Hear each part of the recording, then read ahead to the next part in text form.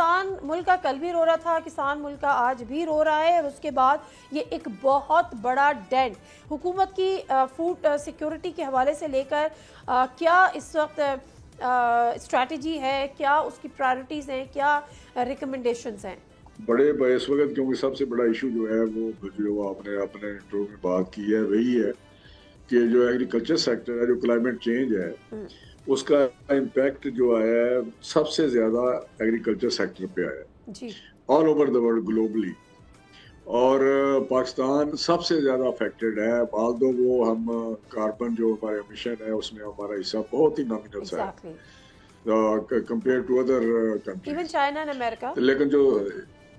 ہاں even China اور امریکہ, اور لیکن جو ہمارا لاس ہوتا ہے یا امپیکٹ آتا ہے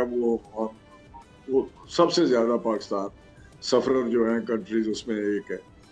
اور اسی طرح آگے اگر آپ نے مختلف سیکٹر کی بات کریں تو اس میں ایگریکلچر افیکٹ ہو رہی ہے. تو ابھی جو آپ فلڈ کی بات کر رہے ہیں یہ بڑا انپریسیڈنٹڈ فلڈ تھا, تباہ کن فلڈ تھا,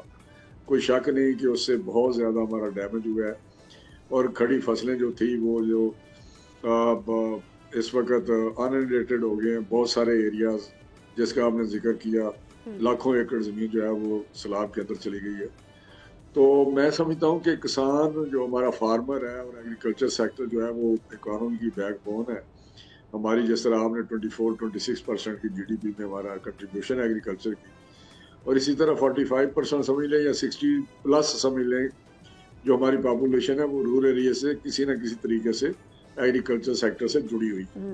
تو یہ آپ کی باتیں بالکل صحیح ہیں, لیکن جو ڈیمیج ہے اس وقت وہ اس وقت ہم کچھ نہیں کہہ سکتے. آپ چاول کی بات کر رہے ہیں کہ 60% اس کا لاس ہوا ہے, لیکن میرے پاس اس وقت جو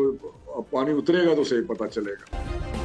سبسکرائب کریں اور بیل دبائیں تاکہ کوئی خبر رہ نہ جائے.